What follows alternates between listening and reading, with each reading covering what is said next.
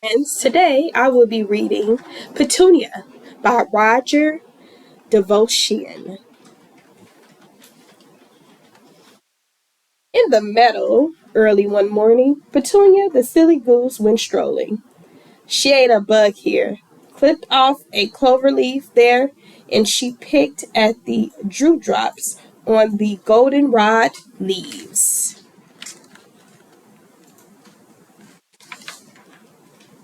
Then suddenly, she saw something she had never seen before in the meadow. What was it? Petunia stalled closer and closer and sniffed at it from all sides. But goosey grander, she said, it does not smell like food for a goose, but I believe I have seen such a thing before.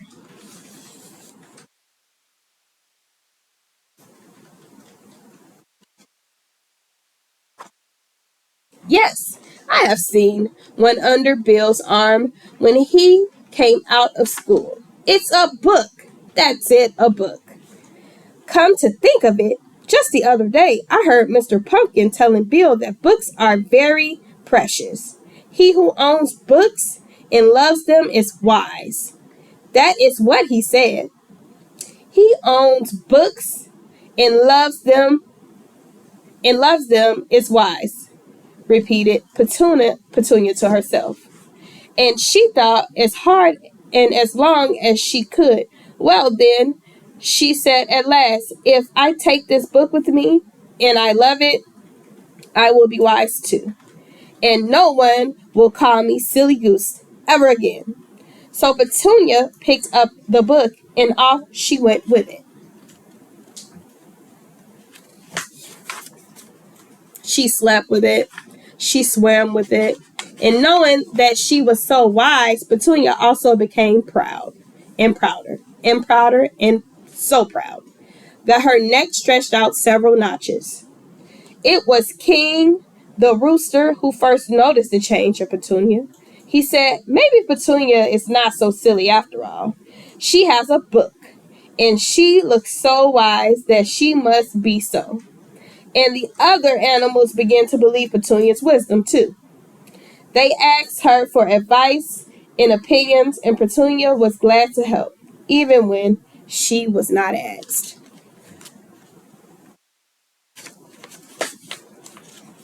Petunia grew still prouder, and her neck stretched out another notch.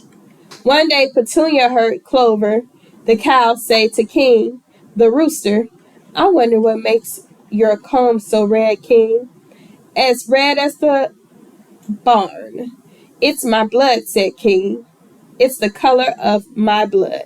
Nonsense, says Clover. I have blood too, but I'm not a red cow. Your comb has been dipped in red barn paint. That's what makes it so red. You are both so silly, of course, said Petunia. King, your comb was stuck on by the farmer so he could tell you from the hens and know who lays eggs and who doesn't. Plastic comb, I say. And so King never again shook his proud comb in song for fear it might fall off. Poor sad rooster.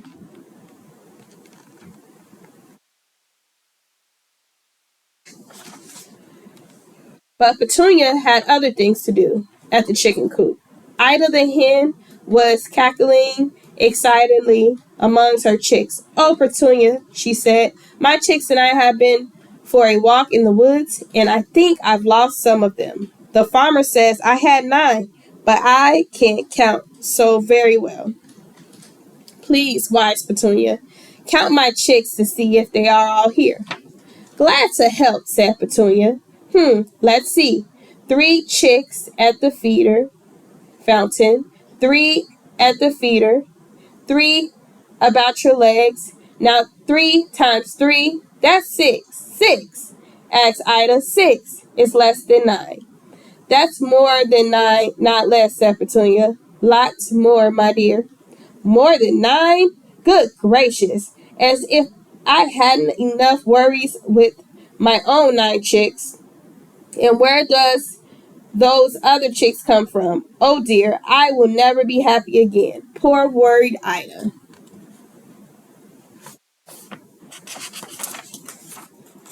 But Petunia had other things to do.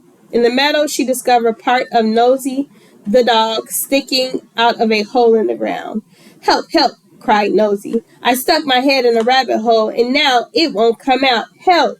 Glad to help, said Petunia. It's a good thing I know what hunters do to get stubborn animals out of holes in the ground. They smoke them out. Wait until I fetch some stick and some matches. And so, wise Petunia built a fire in the other end of the hole and fanned it so well with the book. Her tricks worked nicely. Nosy, choking with smoke, jerked his head out of the hole and ran off howling with pain. His nose was singed with fire and his ears were cut and bruised. Poor moaning dog. But Petunia had other things to do. Besides, the hedgerow met Straw the horse, who was in pain from toothache. Petunia grinned. Straw, I'm dying. Surely with your wisdom you can stop this horrible pain. Glad to help, said Petunia. Open your mouth. Why, you poor Straw. All these teeth? No wonder you have a toothache. Look at me. Do I have teeth? Of course not. So I have no toothache. I'm going to stop the pain right now and I'm going to pull all those teeth out. All of them. Let me get some pliers. But Straw would not wait for the pliers. He was afraid to lose his teeth, that he never talked of his toothache to another soul. He suffered in silence. Poor four-line horse.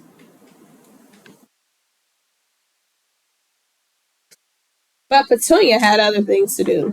Cotton the kitten went up the tree, but could not come down. While he meowed and meowed, his friends called for Petunia. Glad to help, said Petunia. I know just what to do. Since none of you are tall enough to reach Cotton, all of you will have to do it together. Donkey on top of Clover, Pig on top of Donkey, and so on and up. Simple.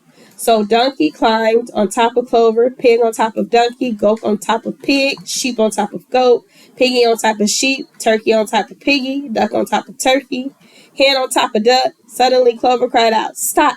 My legs are feeling wobbly. And she sat.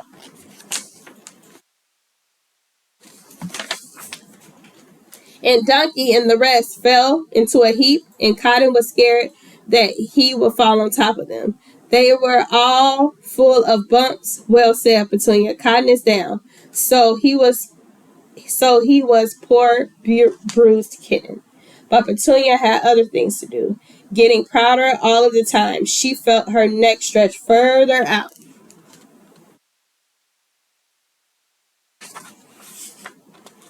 So now wandered down the meadow where she found some other friends gathered around the box. Oh, wise Petunia, they shouted. We found this box in the ditch beside the road. Maybe it's food, Petunia. Please tell us what the writing says. Glad to help, said Petunia.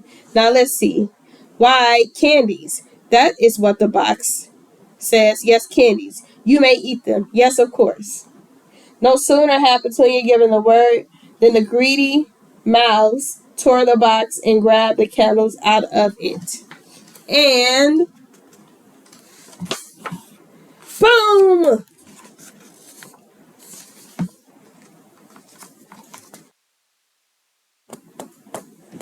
Petunia, proud. What a sight the animals were. Some were burned, some were bruised. Straw still suffered in silence. Nosy still moaned. Ada still worried about her chicks, and King still brooded over the comb. All the barnyard was in trouble, and all because of Petunia. Petunia, pride and wisdom had exploded with fireworks. Her neck was struck back to its old size, and she was all bandaged up. She was the most downhearted of all, for she saw now that she was not a bit wise. But suddenly Petunia spied the book. The firecrackers had blown it open, so the pages showed. She had never seen them before.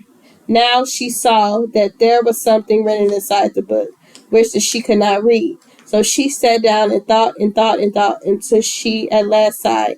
Now I understand. It was not enough to carry wisdom under my wing. I must put it in my mind and in my heart. And to do it, I must learn to read.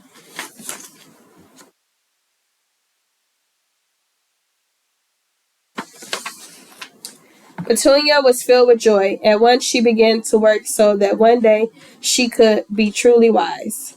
Then she would help make her friends happy. The end.